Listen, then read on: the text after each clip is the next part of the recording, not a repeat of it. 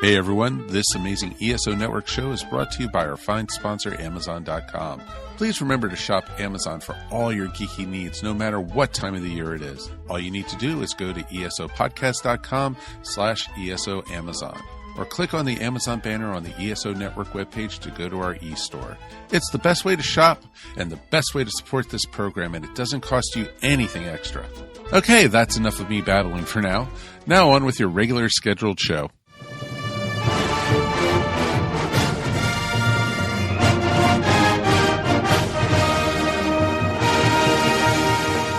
I'm Drew Leiter. And I'm Cletus Jacobs. We're here to tell you about our podcast, The Earth Station, DCU. Join us every week as we discuss the DC Universe. We talk everything DC, including comics, television, the cinematic universe, and so much more. We look forward to bringing you some great reviews and discussions. And don't forget, read more comics.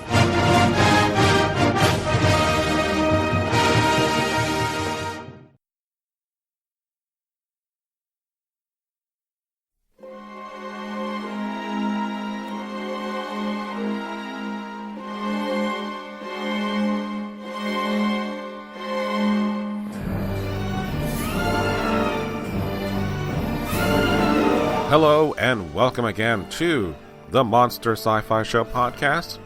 I am your host, The Monster, back to give you another week of sci-fi news for this week.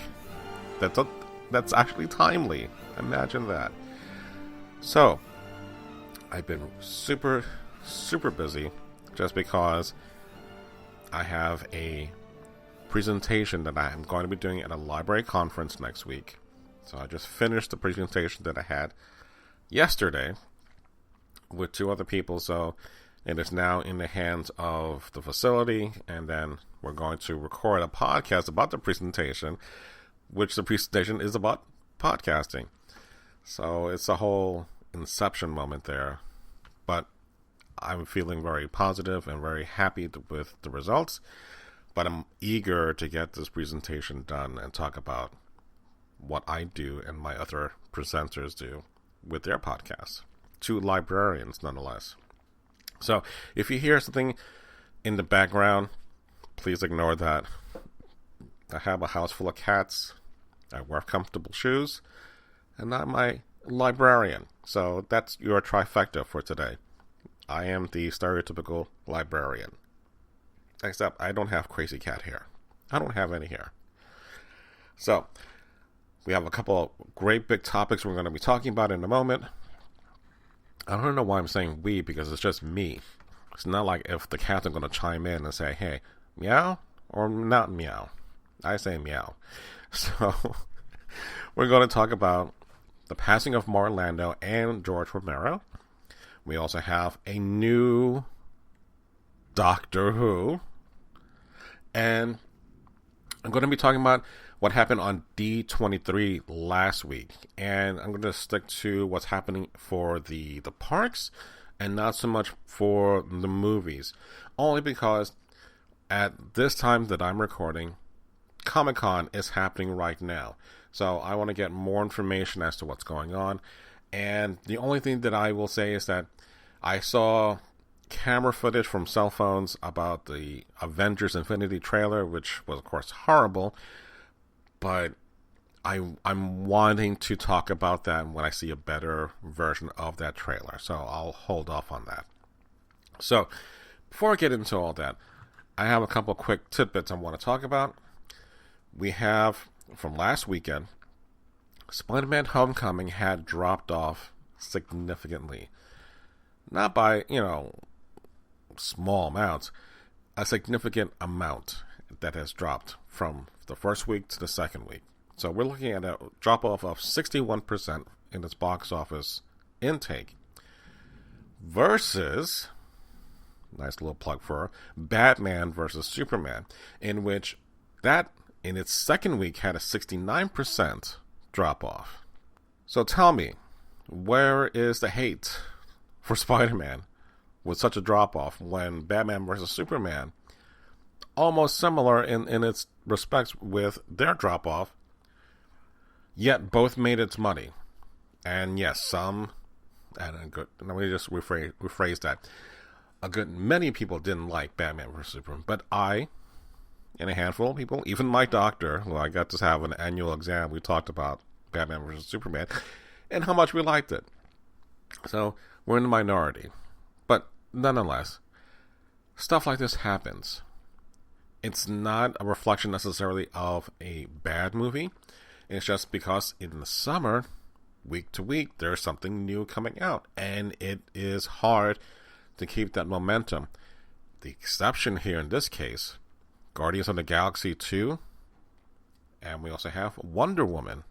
So they've been proven to be really big blockbusters because they've been able to retain week to week less of a drop-off than what Spider-Man has experienced, as well as Batman vs. Superman.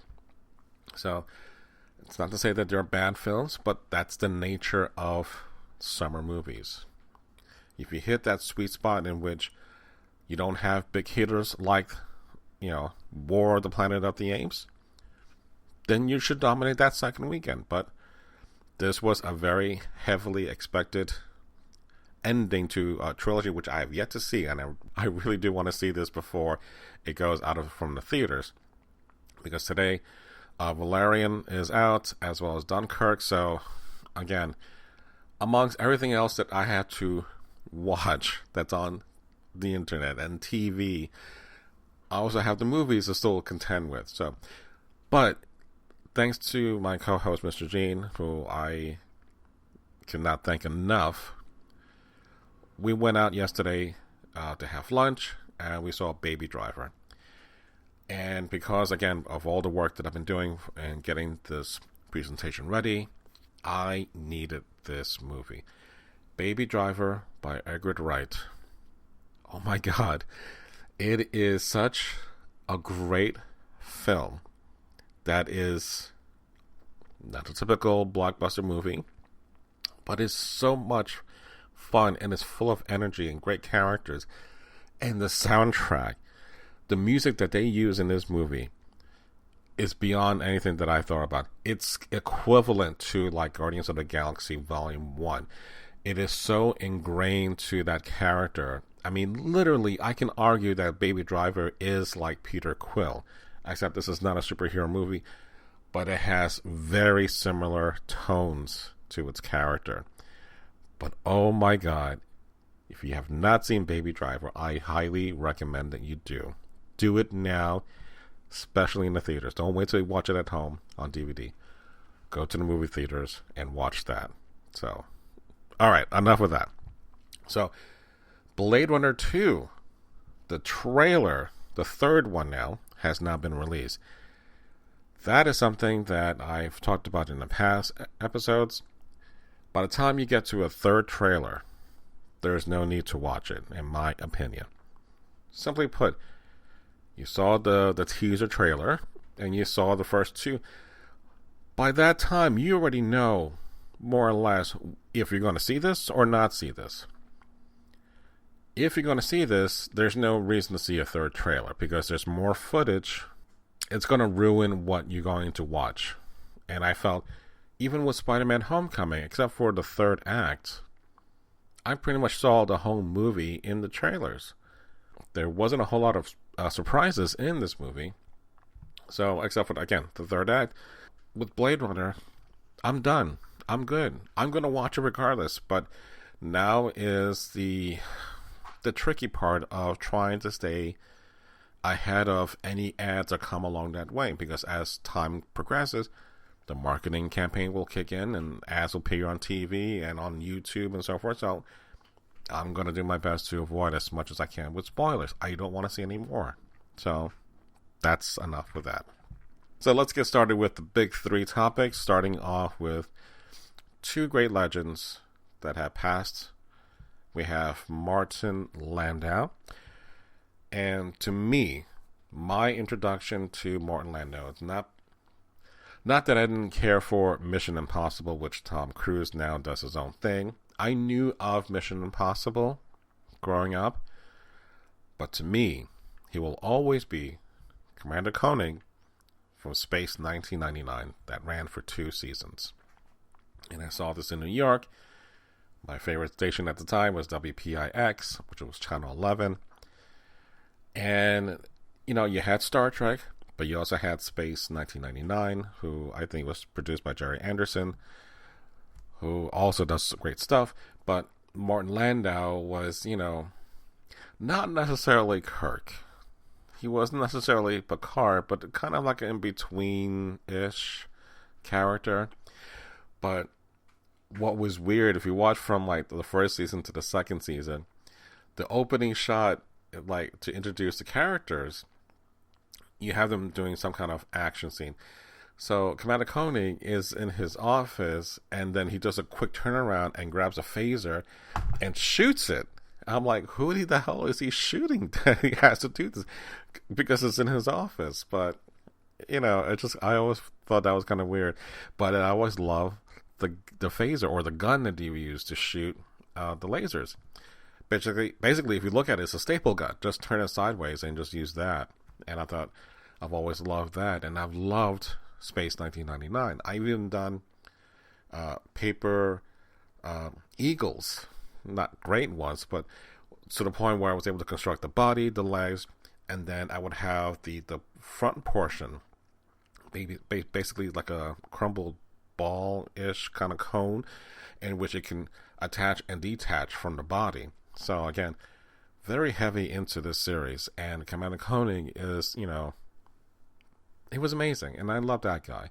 And of course, he did other great movies like Ed Wood, which him playing Bela Lugosi is fantastic. So one of the few times that I'm in awe of what he brings to that role. He was in Tucker. I mean, the list goes on and on and on. So I'm really happy. Hi, Merlin. Sorry, I have to get this cat off my laptop.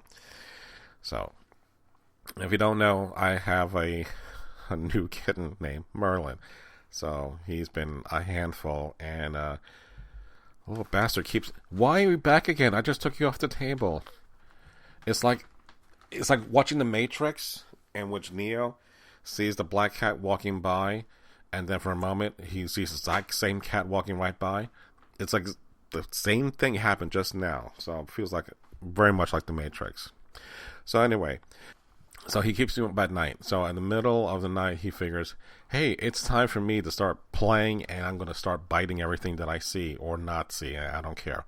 So I have tons of scratches all over me, and I really don't like it. But in any case, there he is, Merlin. All right, so let's go back to Martin Landau. Now, his daughter was in Buffy, and I'm blanking on her first name, but it's Drusilla, that worked with Spike. So I was very happy to be reminded from my co-host that was his daughter that was on Buffy. So, but still, very enjoyable, very happy to have known Martin Landau as far as an actor, and it again made a big impression on me. And again, I'm always saddened for a loss of a great talent like that. I was listening to NPR, and Fresh Air had an old interview of him from the 1990s, and as he was talking, he would break into different accents, and I was just like amazed by his talent. So again, a sad loss, but a great remembrance that we can always go back to watching his shows. On that same note, we also have another great talent that has recently passed, which is George Romero. If you know his work, you know that he is truly the father of zombie movies. And I was introduced to Night of the Living Dead by a dear friend growing up. When I watched that, really got me into watching horror movies. And one of the great things about watching horror movies, especially with him, is that he continued with Dawn of the Dead, Day of the Dead, and there's another movie called Creepshow, in which there were separate vignettes with like an anthology movie. And one of the favorite ones that I have is called Crate with Adrienne Barbeau. Just call her Billy. And there's Father's Day, which, if you remember, I was going to talk about on Father's Day podcast, Bedelia, where's my cake? So if you get that reference, that's from Creepshow, and that segment is called Father's Day. I've always loved everything he has done, and I think the last movie that I saw was called Land of the Dead, in which it's still a continuation of the franchise that he started.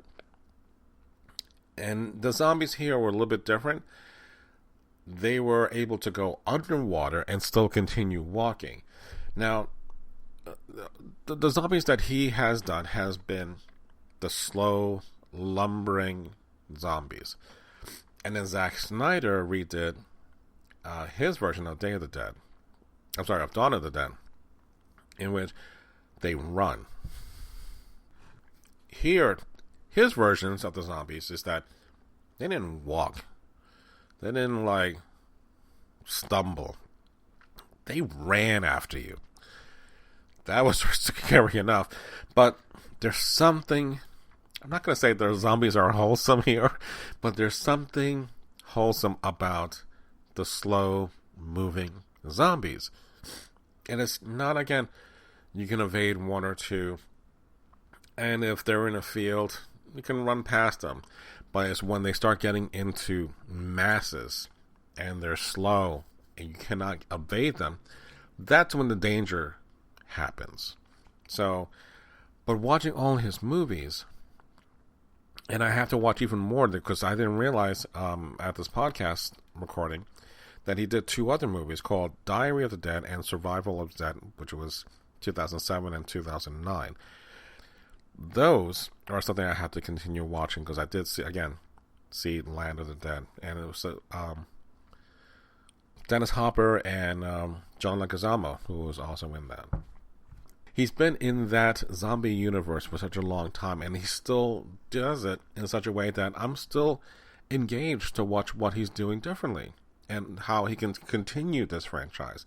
So, for all intents and purposes, The Walking Dead owes its big debt to what George brought to the screen, because otherwise we wouldn't have The Walking Dead or Fear of the Walking Dead. So again, another great talent that has been now lost, but thankfully we can all rewatch all these movies, and if you haven't seen it, then it's all new to you. So go and enjoy everything that George Romero has done. Alright, so let's move on to... We have a new doctor who happens to be a woman. Nevertheless, she regenerated. And I love that slogan because we're referring to the whole Elizabeth Warren issue in which Mitch McConnell, I believe, was warning her to stop what she was doing, but he's kind of saying that nonetheless she persisted. So it's a nice take on the fact that we have now a female doctor, something that has been long overdue for the past 2 doctors already. But I can't believe we're having an argument about, what's next? A female Starbuck? You gotta stop, guys, thinking short term. Thinking that what has been done always is always going to happen in the future. Things have to change. Sorry. But if nothing else, we have Missy, who was a female master, played by Michelle Gomez, who I don't want to drop the F word because I don't want to cut it out, but I really enjoy her performance. She brings so much more to that character as a woman, playing off a doctor who's a male. Now that we have a woman, female doctor, going against her, and I hope they do. Again, I haven't watched this last season, so I hope they do. That's going to be freaking awesome.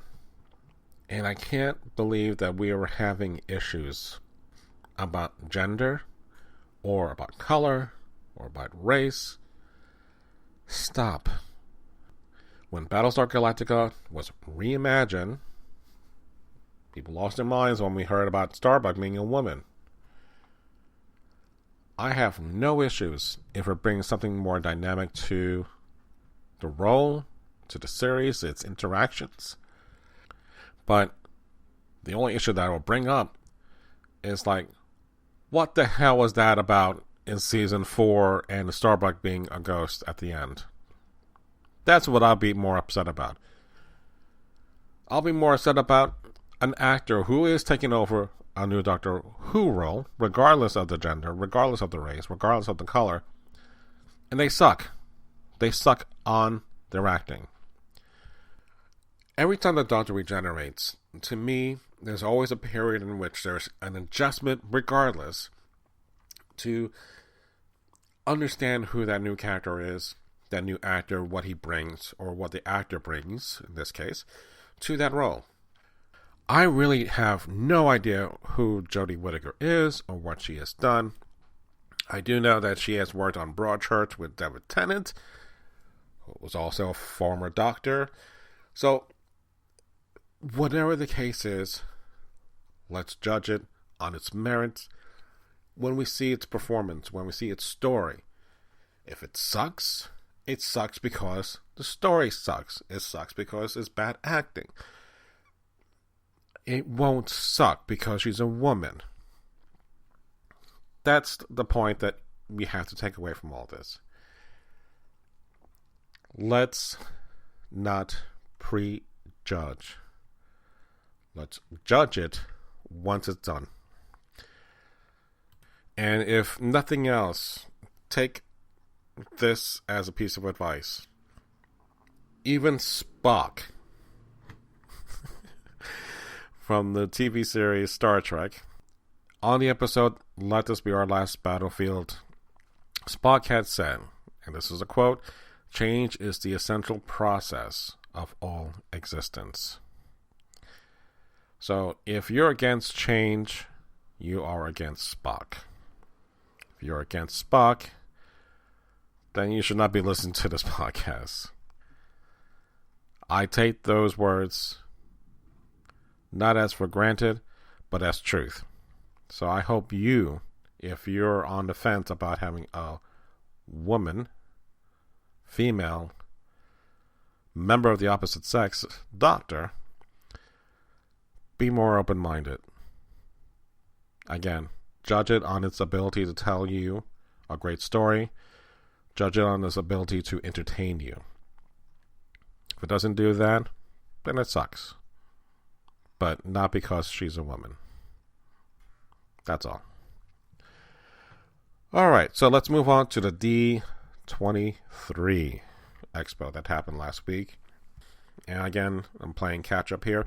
But we now have the new Star Wars land that's happening at the Disney parks called Star Wars Galaxy Edge.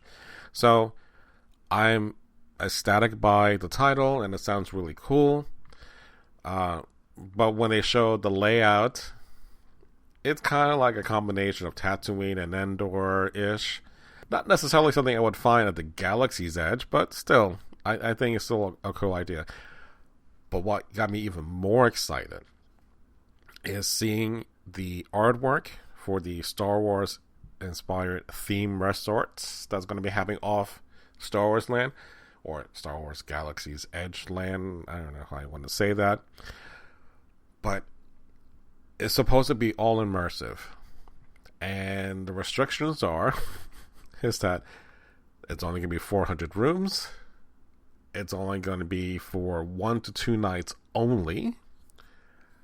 And it's going to be really expensive per person. So I'm thinking that can be kind of cool. And I can see this if they bring back Star Wars weekends. But really, the whole idea of the Star Wars land is that every day would be Star Wars land or Star Wars Day.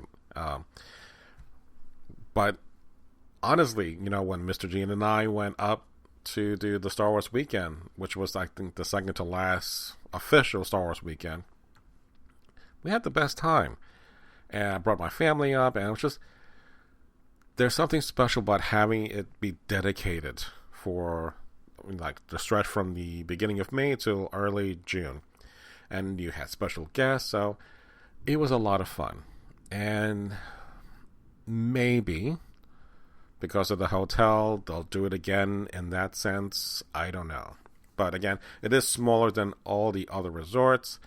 And from what I've been reading, it's only going to be open for a short period of time. So, but again, if it's supposed to be an all immersive experience, I'm really eager to feel that. Just for a once-in-a-lifetime experience, I would do that. Definitely do that. So the other thing is that we're getting the first Mickey theme ride, and which is called Mickey and Minnie's Runaway Railway. So it is, and I hope they do the old style animation, which is kind of like what they do with their new series, which I kid you not, it is freaking funny. Normally, the humor for Mickey Mouse and Minnie Mouse and Goofy and all that, the classic cartoons, they were okay. They were very safe.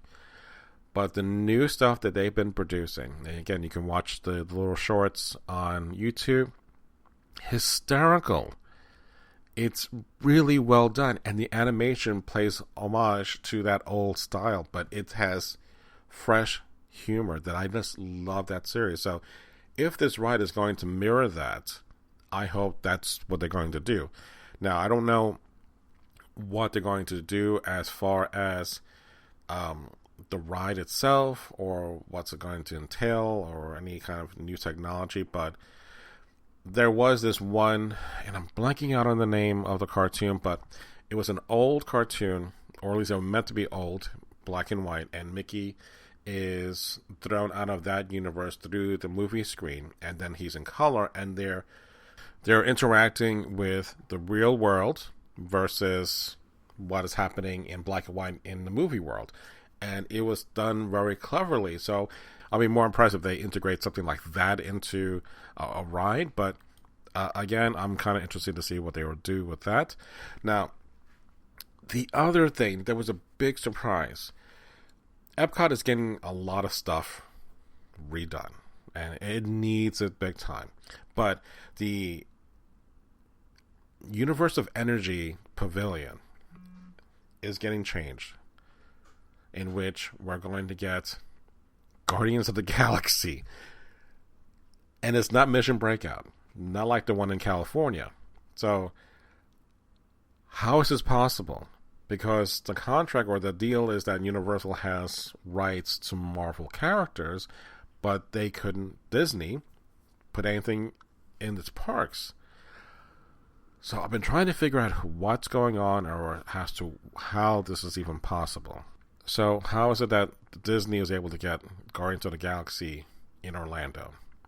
So I've been trying to figure out if it's just a matter of names, meaning that Universal can say Marvel superheroes as opposed to Disney just saying superheroes, even though they'll sell the merchandise for Marvel. So is it Guardians of the Galaxy, and that's the reason how they can get away with it, or they can't say because it's Marvel's Guardians of the Galaxy, and then that's why they can get away with it. I'll do some research and figure out what happens. Ratatouille is going to get a trackless ride, which I think is exciting. I didn't like the movie that much, but okay. I'm happy for it. I mean, I loved the Paris Pavilion anyway. And the film that they do there, I'm always... I get very emotional by watching that short film. Just because of the music and the imagery. I just love everything about Paris. One day, I will need to go to Paris. So then I can say, we'll always have Paris. All right. Going back to Tomorrowland. I mentioned last time that the Tron ride was going to be replacing the Speedway track. And it's not. It's not. It's going to be behind it. So, talk about a clash of Old World versus New World. I mean, if Tomorrowland is tomorrow, what's going to happen in the future, I guess is a representation of our struggles to have clean energy. I don't know, with the Tron ride versus the old combustible engine of the Speedway. So, I don't know. Whatever the case is, it's going to be next to Space Mountain and behind Speedway. Just leave it. It'll be fine. And and the other thing too is that in the there's a new space restaurant that's also going to be a la like the Star Wars themed hotels, and which is all immersive. Basically, near Mission Space, you're going to get this restaurant that you're going to feel like you're in outer space, and so you have like a space station kind of feel. And through the windows, you'll see astronauts in space and Earth below. And I'm like, they really are doing a great job getting my interest to go to all these parks. So I'm just like drooling all over myself. And then, of course, we will have the gondolas, or the Skyliners, as to call it, traveling between the different parks, which is fantastic. I remember one year that my family and I went to Animal Kingdom, and we took the ferry from Animal Kingdom to Epcot. And we've never done that before, and it was great. But then, like normal weather in Orlando, it started raining badly, to the point that the ferries weren't moving. And where we were on the England side of the park. So if you know the location of where England is in the park, in proximity to the exit or the entrance of Epcot, it's a far walk. And in the rain, it's not enjoyable. So the problem lied, we were stuck. We had limited options. So because it had stopped raining, it was still not going to allow the boats to run back to Animal Kingdom to pick our car and all that. So we were stuck, and we had to kind of navigate through the hotels that were attached and then take a bus back to Animal Kingdom, and then it was a nightmare. So I'm hoping that this really helps with the transportation issue between parks, because even though you can go from one hotel to different parks, going from park to park, that's a whole other issue. So I'm really looking forward to that being a better option and experience altogether. And of course, we talked about Toy Story Land coming to Walt Disney, and which is going to be next year in the summer, in the last podcast. And that's about it. Again, I'm going to be talking about all the Disney movies when we get into the Comic-Con and kind of combine everything together. So it's this weekend. And that's why I'm doing the podcast now, so I can just spend the weekend just focusing on all that. And aside from that, Gina and I are going to Dragon Con this year. We're going to be there from the Thursday to the Monday, so we'll be there throughout the whole time. So if you're going to be up in Dragon Con, I would love to see who the hell is listening to my podcast, or even want to stop by and say hi, or meet up somewhere and have a podcast to be recorded with us. That would be kind of cool, wouldn't it? So in any case, remember, I would love to hear from you. You can always email me at monsterscifishow@gmail.com. Follow me on the various social networks. And again, really, thank you for listening to me and to the Monster Sci-Fi Show podcast.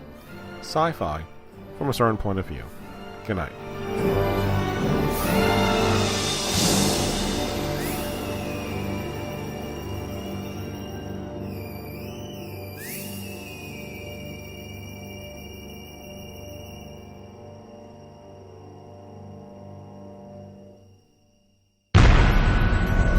This has been a broadcast of the ESO Network, your station for all things geek, classic, current, and beyond. Be part of the crew at ESONetwork.com.